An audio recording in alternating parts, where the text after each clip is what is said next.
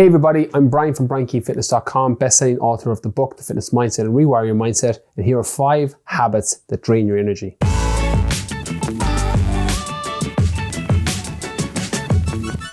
In my second book, Rewire Your Mindset, I speak a lot about the quote from Buddha, or normally attributed to Buddha, about not letting your biggest enemy live between your 2 ears, which basically means that your brain and your mindset are the thing that are holding you back. And when it comes to the 5 habits that drain your energy, this is very much the case. So let's look at all 5. Habit number 1, overthinking. Now, overthinking is a little bit of a catch-22. Thinking about a situation that's happened in the past or something that's going to happen in the near future can be really helpful towards looking at some of the failures and the things that didn't go well and improving and addressing it for next time, alongside potentially seeing any problems that could happen in the near future and making sure that you're ready for them if they come up. And this shows up in lots of different shapes and forms depending on your life. But overthinking is taking that one step further. It's overthinking something bad that's happened in the past to the point that you work yourself up into a frenzy, or your equivalent of that. Then overthinking about something that can happen in the future, i.e. anxiety, also isn't very helpful past a certain point. The analogy I like to use when it comes to useful thinking that can potentially support you versus overthinking is like filling up a cup of water. If you're really thirsty, it makes sense to fill up your cup of water near the top. But if you keep pouring, it spills over and then you have a mess everywhere. That's what useful thinking and overthinking is like. Thinking about what's happened in the past and thinking about what you need to do is really useful because it allows you to guard against potentially bad situations that will set you back with whatever goal you're trying to hit. Overthinking, on the other hand, is like spilling the water onto the floor. It doesn't help you anymore. So you need to get that under control. How you do that then is largely up to you. I always feel grounded after a workout or after a run. Other people find meditations or meditation apps work great for them. Other people find that journaling or talking with a friend gets them out of their own head. So experiment and find what works best for you when it comes to dealing and helping your overthinking.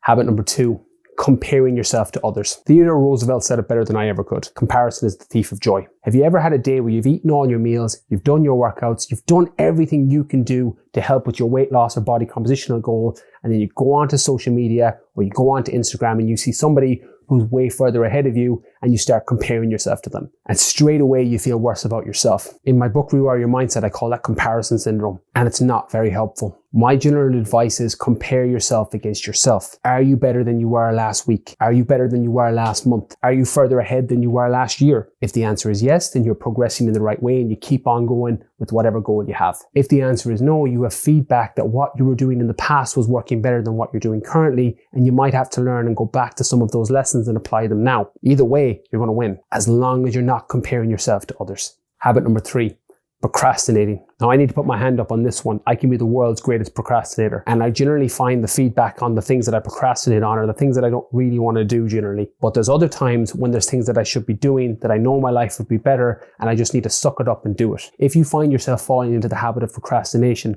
look at the reasons why. If you find yourself constantly procrastinating about your meal prep or your workouts, maybe you have a plan that you don't enjoy or can't stick to. If the thoughts of going to the gym make you anxious and you keep pushing it back, maybe it's time to try some home workouts or go out for a hike or a bike ride or a run, something outside of the gym that you don't procrastinate on because you enjoy it. The secret to any good training plan is finding something you enjoy that's in alignment with your goals. And if you're enjoying it, you're less likely to procrastinate with it. So experiment. And from my experience, the thought of doing something is normally worse than the actual event itself. So you might want to rewire your mindset to just go and do it. And remember, successful people do the thing they have to do regardless of how they feel. And you can condition your mindset to do that by consistently doing the things that you don't want to do regardless of how you feel. Just practice it over and over again until it becomes automatic, like any habit.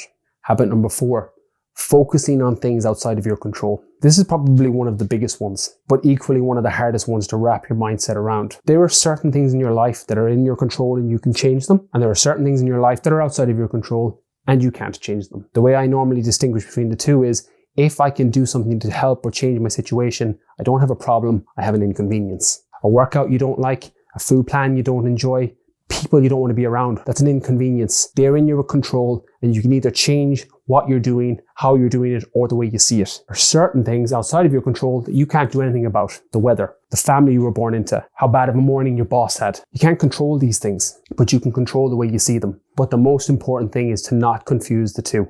To get started with that, make a list of the things in your life that you're not happy with. And then ask yourself, are these things in my control? Is there something I can do to help my situation? Is there a book I can read? A podcast I can listen to? A coach I can work with? Then potentially go and do that.